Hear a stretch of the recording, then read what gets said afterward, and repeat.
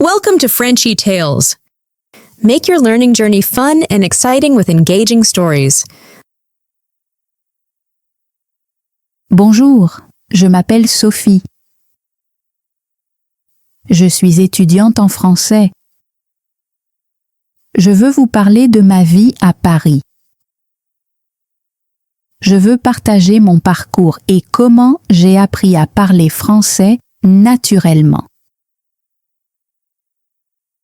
Quand je suis arrivée ici, j'étais timide. Je connaissais quelques mots, mais je ne savais pas parler comme les autres. Mais j'ai trouvé un moyen d'apprendre. Laissez-moi vous raconter mon histoire. Quand je suis arrivée à Paris, j'ai eu l'impression d'entrer dans un autre monde.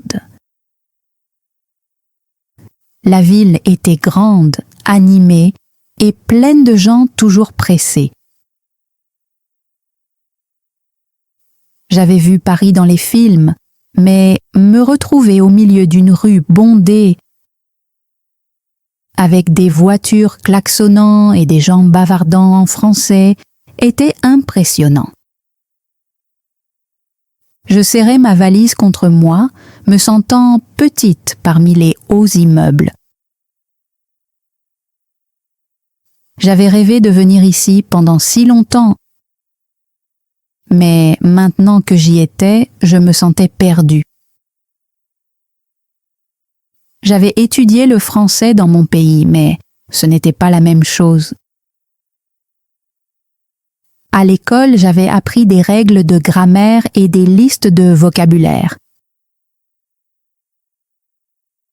Je pouvais écrire des phrases et réussir des tests, mais parler était différent. Quand j'entendais les gens parler autour de moi, j'avais du mal à comprendre. Ils parlaient vite, avec différents accents, et utilisaient des expressions que je n'avais jamais vues dans mes manuels. Même quand je reconnaissais des mots, je ne comprenais pas toujours leur sens ensemble.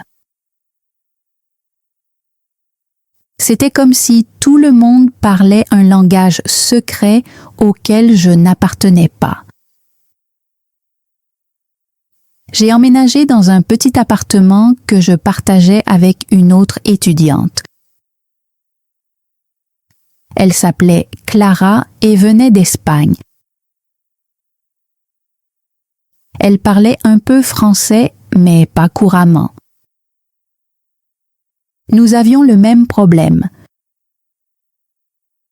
Nous étions à Paris, entourés de Français, mais nous ne savions pas comment parler naturellement. Nous nous aidions quand nous le pouvions, mais la plupart du temps, nous restions silencieuses par peur de faire des erreurs. L'un de mes premiers défis a été d'aller à la boulangerie. Je voulais acheter du pain, mais j'avais peur de parler. Je suis entrée dans une petite boulangerie près de mon appartement et j'ai pris une baguette. Lorsque je suis arrivée à la caisse, la vendeuse m'a dit quelque chose, mais je n'ai pas compris. Je l'ai regardée, sentant mon visage rougir. Elle a répété plus lentement cette fois « Voulez-vous un sac ?» J'ai fini par comprendre, mais j'étais trop nerveuse pour répondre. J'ai simplement hoché la tête. Elle m'a souri et m'a tendu le sac, mais je me suis sentie gênée. Pourquoi était-ce si difficile de dire un simple mot? Le lendemain, j'ai décidé d'explorer la ville. J'ai pris le métro, mais c'était compliqué. Les annonces étaient en français, mais elles étaient trop rapides pour que je les comprenne. J'observais les autres, essayant de deviner quoi faire. Je suis montée dans la rame, espérant aller dans la bonne direction. À un arrêt, un homme m'a demandé « Excusez-moi, savez-vous si ce train va à Montmartre ?» J'ai paniqué. Je comprenais ces mots, mais je ne savais pas comment répondre. Il fallait que je trouve un moyen d'utiliser le français dans la vie quotidienne. Il fallait que j'écoute plus, que je parle plus et que j'arrête d'avoir peur de faire des erreurs. Le lendemain matin, j'ai décidé de me lancer un défi. J'irai dans un café et je commanderai quelque chose en français. Cela paraissait simple, mais pour moi, c'était une grande étape. Je suis entrée dans un petit café près de mon appartement. L'odeur du café fraîchement préparé remplissait l'air. Le barista m'a souri et m'a dit « Bonjour, que voulez-vous » Mon cœur s'est mis à battre plus vite. J'avais répété ce moment dans ma tête. J'ai pris une grande inspiration et j'ai dit « Je voudrais un thé, s'il vous plaît ». Le barista a hoché la tête. « Quel type de thé ?» Je ne m'étais pas préparée à cette question. Mon esprit s'est vidé. J'ai regardé le menu, mais les mots n'avaient plus de sens pour moi. Au lieu de parler, j'ai simplement pointé un nom sur la liste. Le barista a regardé et a dit « Ah, thé vert, bon choix !» J'ai hoché la tête rapidement. Quand j'ai payé et pris mon thé, j'ai ressenti à la fois du soulagement et de la déception. J'avais parlé, mais je n'avais pas vraiment eu de conversation. En sortant du café, j'ai repensé à ce qui venait de se passer. J'avais fait un pas en avant, mais j'avais encore peur de parler.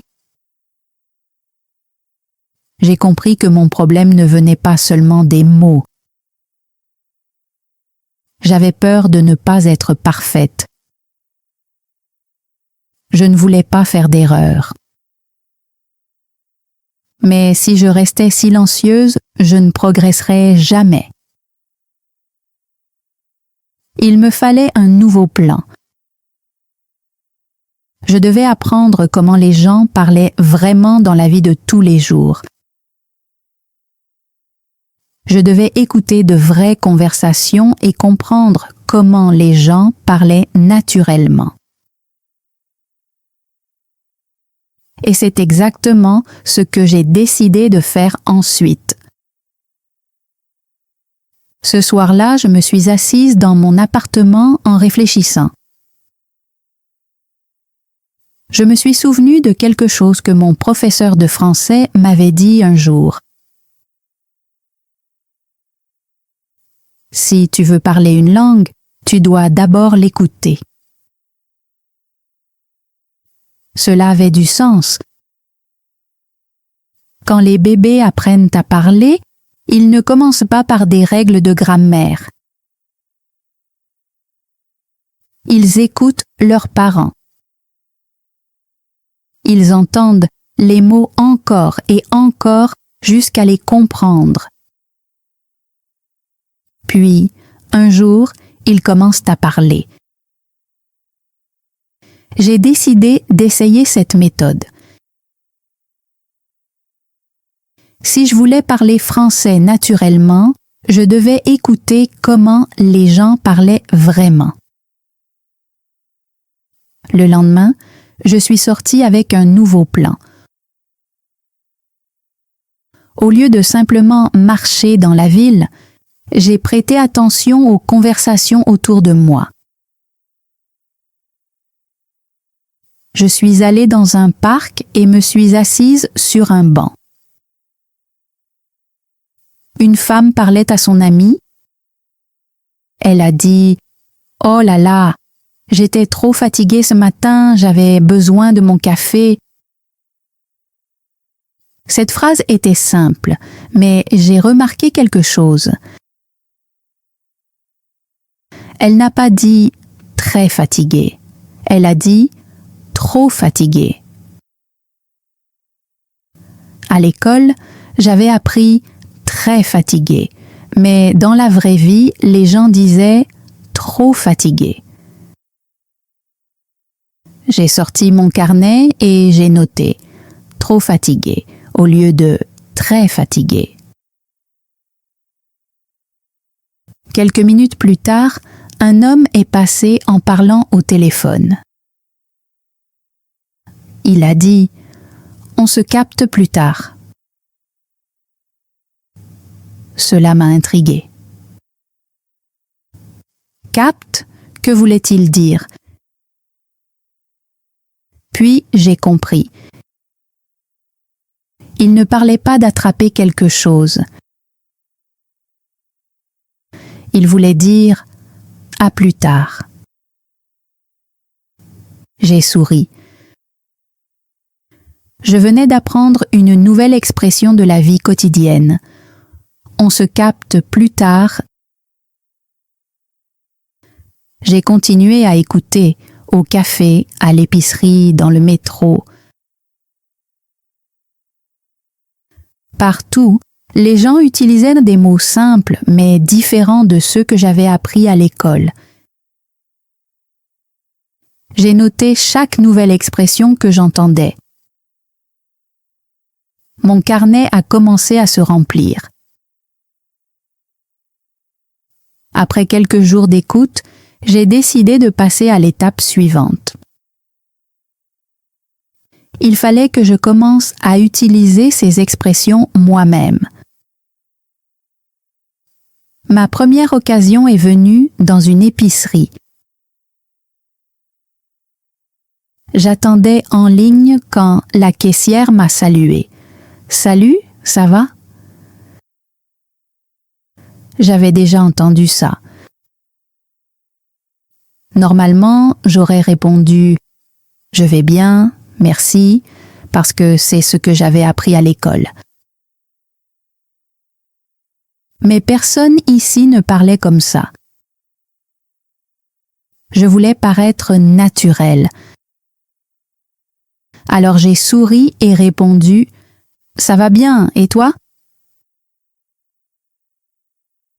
La caissière a hoché la tête et a répondu « Bien, merci ». Puis elle a scanné mes articles. J'étais fière. C'était une petite conversation, mais je l'avais faite naturellement. C'était différent d'avant. Je n'utilisais pas seulement le français, je communiquais. Après ça, j'ai commencé à parler plus souvent. J'avais encore un peu peur, mais je me suis forcée. Chaque fois que j'allais dans un magasin ou un café, j'essayais de dire quelque chose de plus. Un jour, je suis allée acheter un sandwich.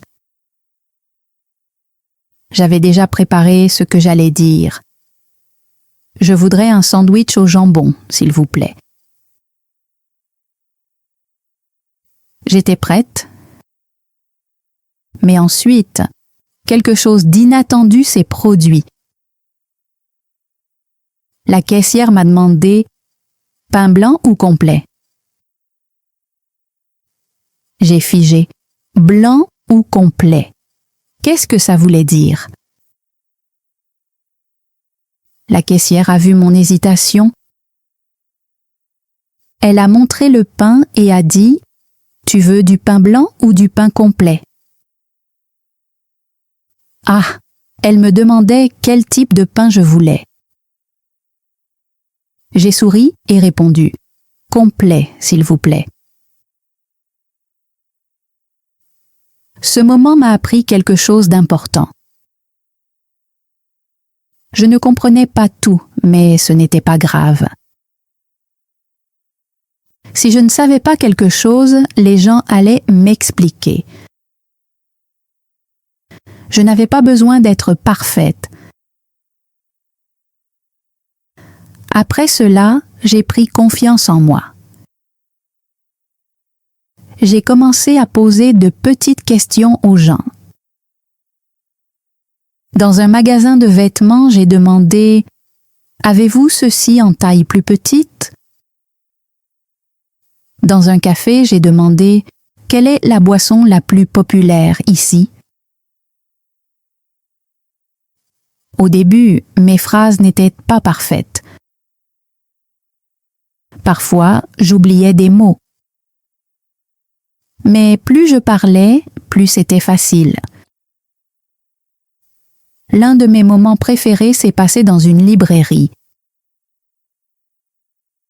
Je regardais un livre quand une femme à côté de moi a dit « C'est un super livre, tu devrais le lire. » J'ai souri et répondu « Ah bon? Ça parle de quoi? » Elle m'a expliqué et j'ai écouté attentivement.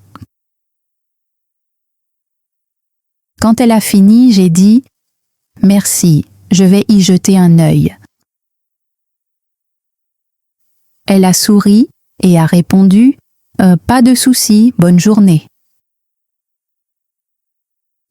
Après son départ, j'ai réalisé quelque chose. Je venais d'avoir une vraie conversation avec une inconnue. Sans script, sans préparation, juste du français naturel. J'étais euphorique. J'utilisais enfin la langue, je ne me contentais plus de l'étudier. Chaque jour, j'apprenais un peu plus. J'écoutais les gens, j'utilisais de nouveaux mots, je posais des questions. Petit à petit, le français a commencé à devenir moins une matière scolaire et plus une partie de ma vie. J'ai compris quelque chose d'essentiel. Le meilleur moyen d'apprendre le français n'est pas seulement dans les livres, mais dans les vraies conversations. Un soir, j'étais assise dans mon appartement avec ma colocataire, Clara. Elle m'a demandé « Comment s'est passée ta journée ?» Sans réfléchir, j'ai répondu « C'était super. J'ai eu une conversation sympa à la librairie. » Les yeux de Clara se sont agrandis. « Sophie, tu parles trop naturellement. » J'ai ri. « Vraiment? » ?»« Oui, oui. Tu n'as même pas réfléchi avant de parler, tu t'améliores. » Elle avait raison. Je ne me contentais plus de mémoriser des mots.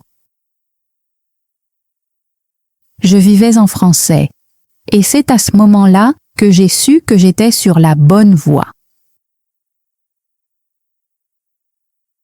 Après avoir réalisé que les conversations réelles étaient le meilleur moyen d'apprendre le français, j'étais excitée. Je ne voyais plus le français comme quelque chose de difficile. Au contraire, je le voyais comme un outil, un moyen de me connecter avec les gens. Mais il y avait encore un problème. J'apprenais de nouveaux mots et je parlais davantage, mais je parlais surtout à des inconnus dans des situations simples. comme dans les magasins et les cafés. Ces conversations étaient courtes. Je voulais parler plus, avoir de vraies conversations profondes. Je voulais me faire des amis. Mais cette idée me faisait peur. Parler quelques secondes dans une boulangerie, c'était une chose. Parler longtemps avec quelqu'un, c'était différent. Et si je faisais trop d'erreurs? Et si les gens me trouvaient ennuyeuse? Et si je ne les comprenais pas? La peur revenait. Un soir, j'étais assise dans mon appartement en pensant à tout cela. Ma colocataire, Clara, faisait défiler son téléphone. Elle a levé les yeux et m'a dit « Hé Sophie, il y a un échange linguistique à la bibliothèque demain. Tu veux y aller ?» D'abord, j'ai eu envie de dire non. Rencontrer de nouvelles personnes signifiait parler plus français. Parler plus français signifiait faire plus d'erreurs. Mais je me suis souvenue de quelque chose. Je m'étais promis d'arrêter d'avoir peur. J'étais venue à Paris pour apprendre. C'était ma chance. Alors, j'ai pris une grande inspiration et j'ai dit « Oui, allons-y ». Le soir suivant, Clara et moi sommes arrivés à la bibliothèque. L'événement était destiné aux étudiants étrangers apprenant le français. La salle était pleine de monde. Certains parlaient fort, riaient et faisaient des blagues. D'autres, comme moi, restaient près des murs, l'air nerveux. Une femme avec un grand sourire est venue vers nous. « Salut, bienvenue, je m'appelle Camille, comment vous appelez-vous » Claire a répondu rapidement, mais j'ai hésité. Pourquoi était-ce si difficile de dire mon propre nom? Finalement, j'ai dit « Je m'appelle Sophie ». Camille a souri. « Enchantée, Sophie. Tu viens d'où » Mon cœur s'est emballé. J'avais déjà répondu à cette question auparavant, mais mon esprit s'est soudainement vidé. J'ai pris une profonde respiration et j'ai dit « Je viens d'Italie ». Les mots sont sortis lentement, mais ils sont sortis. Camille a hoché la tête. « C'est super! L'Italie, c'est magnifique !» J'ai souri, me sentant un peu plus à l'aise. Puis elle a dit « Venez, je vais vous présenter à des amis. » Elle nous a emmenés à une table où 3 étudiants discutaient. « Voici Clara et Sophie » a-t-elle dit. L'un d'eux, un grand garçon avec des lunettes, m'a souri. « Salut Sophie, moi c'est Lucas. C'est ta première fois ici ?» J'ai hoché la tête. « Oui, première fois. » Lucas a souri. « Cool. Ne t'inquiète pas, on était tous nerveux au début. » Je me suis un peu détendue. Peut-être que je n'étais pas la seule à avoir peur. Au fil de la soirée, j'ai plus écouté que parlé.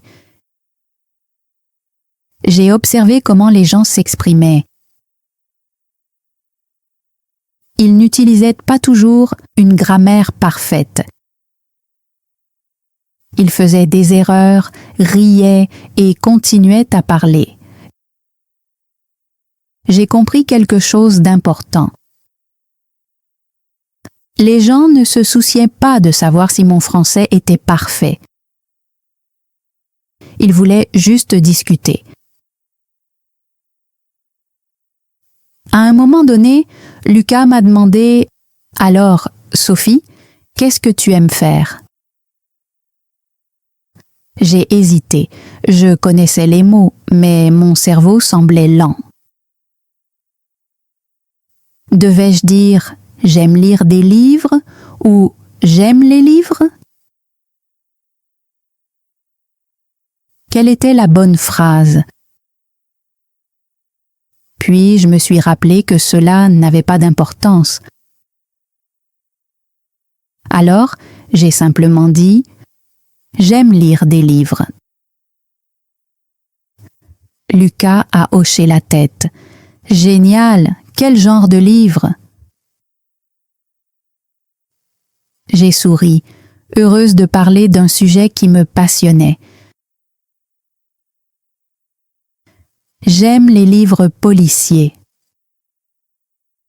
Nous avons continué à discuter.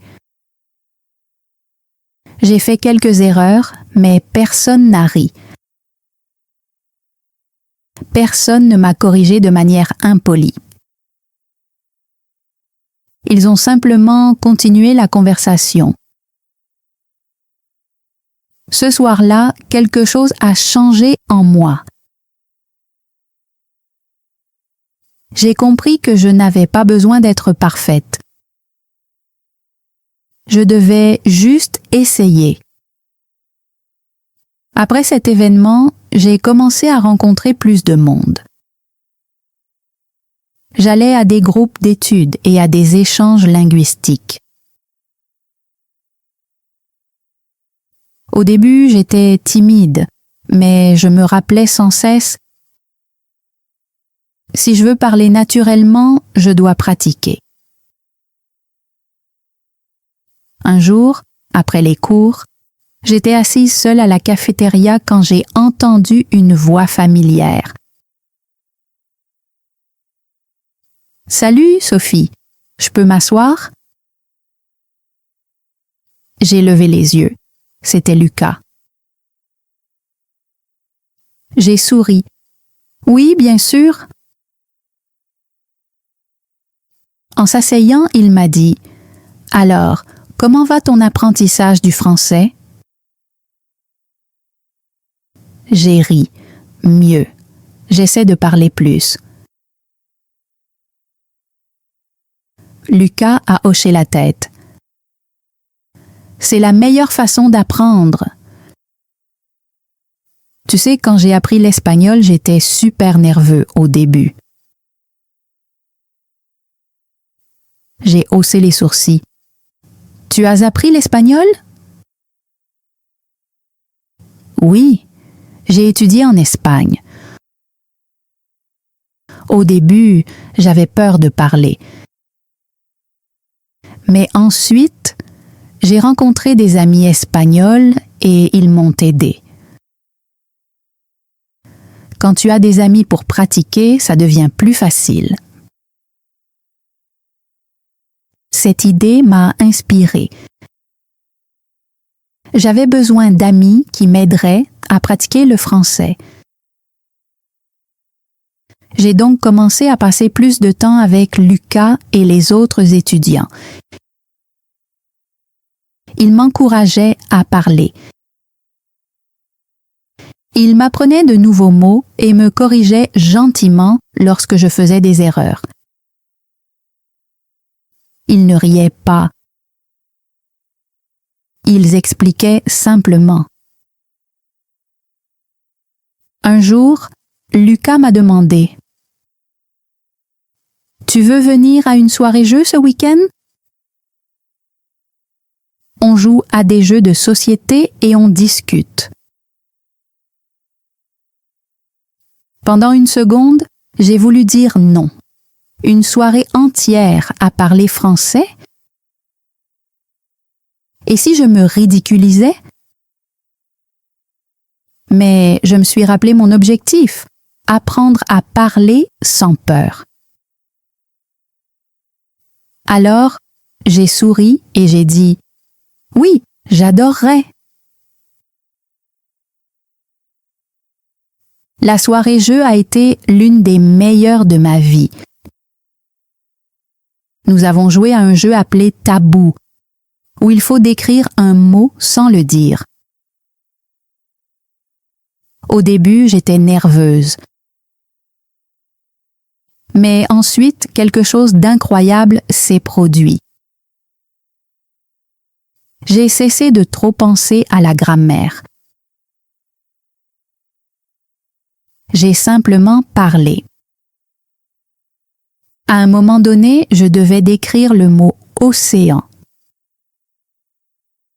J'ai dit « c'est grand, bleu, il y a des poissons ». Tout le monde a ri gentiment. « L'océan » a crié quelqu'un. J'avais réussi. J'avais parlé en français et les gens m'avaient comprise. Cette nuit-là, j'ai réalisé que je n'étais plus la même fille qui avait peur de commander un thé dans un café. Je parlais sans crainte.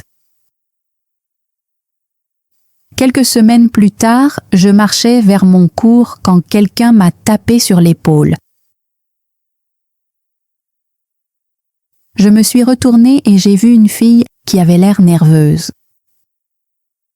« Salut, tu sais où est la bibliothèque ?» a-t-elle demandé lentement, comme si elle apprenait encore le français. J'ai souri. Je savais exactement ce qu'elle ressentait. J'ai répondu naturellement « Oui, c'est juste au bout de cette rue. Tourne à droite au coin et tu la verras. » La fille a souri. « Merci. » Alors qu'elle s'éloignait, j'ai ressenti quelque chose de puissant en moi. Je venais d'aider quelqu'un en français. Quelques mois auparavant, j'étais celle qui avait peur de demander mon chemin. Maintenant, c'était moi qui donnais les indications. J'ai réalisé que je n'avais pas seulement appris le français, j'avais gagné en confiance. C'est à ce moment-là que j'ai su que je commençais vraiment à parler naturellement. Quelque chose avait changé dans mon esprit. J'avais parlé sans réfléchir. Je n'avais pas fait de pause pour traduire les mots dans ma tête. Je n'avais pas ressenti de stress, j'avais juste parlé. C'était un petit détail, mais pour moi, c'était énorme. Pour la première fois, je me suis demandé, est-ce que je commence à penser en français? Après ce jour-là, j'ai commencé à remarquer de petits changements dans ma vie quotidienne.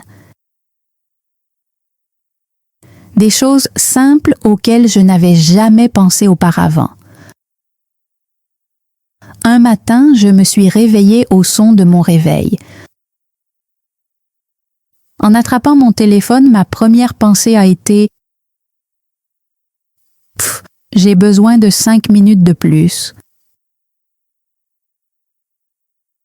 Mais le plus étrange, j'avais pensé cette phrase en français. Je me suis assise dans mon lit, surprise. D'habitude, mes premières pensées étaient en anglais. Ensuite, je les traduisais en français pour parler. Mais cette fois-ci, le français était venu en premier. Ce matin-là, en préparant mon café, j'ai voulu faire un test. Est-ce que je pouvais passer toute ma matinée sans traduire? J'ai réfléchi à mon emploi du temps de la journée. Au lieu de penser en anglais et de traduire ensuite en français, j'ai juste pensé « Aujourd'hui, j'ai cours à 10 heures. Après ça, je vais déjeuner avec Clara. » Ça me paraissait naturel, pas parfait, mais naturel. J'ai compris quelque chose. Je n'étais plus seulement en train d'apprendre le français, je vivais en français. Et les changements ne se sont pas arrêtés là. Chaque jour, je remarquais de plus en plus de moments où le français devenait ma réponse instinctive. Un jour, je marchais dans une librairie quand j'ai vu un roman policier en vitrine. Je l'ai pris, j'ai lu le résumé et j'ai pensé « ça a l'air intéressant ». Je me suis figée un instant, cette pensée m'était venue en français. Sans effort, sans traduction. Une autre fois, j'étais dans un café en attendant ma commande. Une femme à côté de moi a fait tomber son téléphone et sans réfléchir, j'ai dit « Oh, voilà !» en le ramassant pour elle. Elle a souri. « Merci. » J'ai souri en retour. De rien. C'était un moment banal, quotidien. Mais à l'intérieur, je célébrais. J'avais parlé en français sans hésitation, sans peur. Chez moi, j'ai commencé à regarder des séries sans sous-titres. Au début, je ratais quelques mots, mais je ne mettais pas pause, je ne cherchais pas dans le dictionnaire. Je continuais juste à regarder, laissant mon cerveau combler les lacunes. Un soir, Clara et moi regardions une comédie. Quelque chose de drôle s'est produit et j'ai éclaté de rire avant même d'avoir eu le temps d'y réfléchir. Clara s'est tournée vers moi en souriant. « Tu as compris la blague ?» J'ai hoché la tête. « Oui, c'était drôle. » Et ce n'était pas parce que j'avais traduit dans ma tête. C'était parce que j'avais vraiment compris. Le plus grand changement était dans mes conversations. Avant, je faisais toujours attention à mes mots. Je m'arrêtais, je réfléchissais, je traduisais, puis je parlais. Mais maintenant, je parlais sans autant d'hésitation. Un soir, Clara et moi préparions le dîner ensemble. Elle me racontait une histoire sur son enfance et je riais. À un moment, j'ai voulu intervenir et j'ai dit « Ça rappelle-moi quelque chose de drôle. » Clara a souri puis a dit « Ah, tu veux dire, ça me rappelle ?» J'ai cligné des yeux. J'avais fait une faute de grammaire. Il y a quelques mois, j'aurais été gênée. Mais cette fois, j'ai simplement hoché la tête et répété « Oh, ça me rappelle, d'accord. »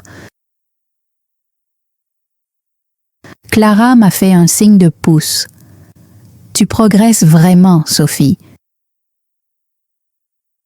Et le plus fou, c'est que je savais qu'elle avait raison.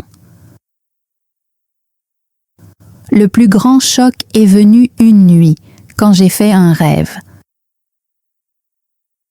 Dans ce rêve, je marchais dans les rues de Paris. Je me suis arrêtée dans un café et j'ai commandé un café. Le serveur m'a posé une question et j'ai répondu. Nous avons parlé un moment, riant et discutant comme de vieux amis. Puis, soudainement, je me suis réveillée. Je me suis redressée dans mon lit, essayant de me souvenir du rêve. Qu'y avait-il de si étrange? Pourquoi cela me semblait-il différent? Puis, j'ai compris. Tout le rêve avait été en français. Pas en anglais, pas un mélange des deux, juste en français. Je suis restée assise là pendant un long moment à y réfléchir. Je n'étais plus simplement en train d'apprendre le français. Mon cerveau l'acceptait comme une partie de ma vie. Après cela, j'ai cessé de voir le français comme quelque chose d'étranger. Ce n'était plus seulement une matière que j'étudiais. C'était devenu une partie de moi. Je ne m'inquiétais plus de parler parfaitement. Je ne paniquais plus si j'oubliais un mot. Je ne traduisais plus tout avant de parler. Un jour, j'étais assise dans un parc, en train de lire mon livre, quand j'ai reçu un appel. C'était ma mère. J'ai répondu en anglais, impatiente de lui raconter ma journée. Mais en parlant, j'ai réalisé quelque chose. J'avais du mal à trouver les bons mots en anglais. J'ai ri. Le français m'était devenu si naturel que maintenant, je devais réfléchir avant de parler ma propre langue. Ma mère a ri aussi. « Sophie, tu deviens vraiment française. » Et peut-être qu'elle avait raison. Parce qu'à cet instant, assise dans un parc, parlant français chaque jour, pensant en français, rêvant en français, je me sentais chez moi. Le jour où j'ai compris que le français faisait partie de ma vie, tout a changé. Je n'avais plus peur de parler.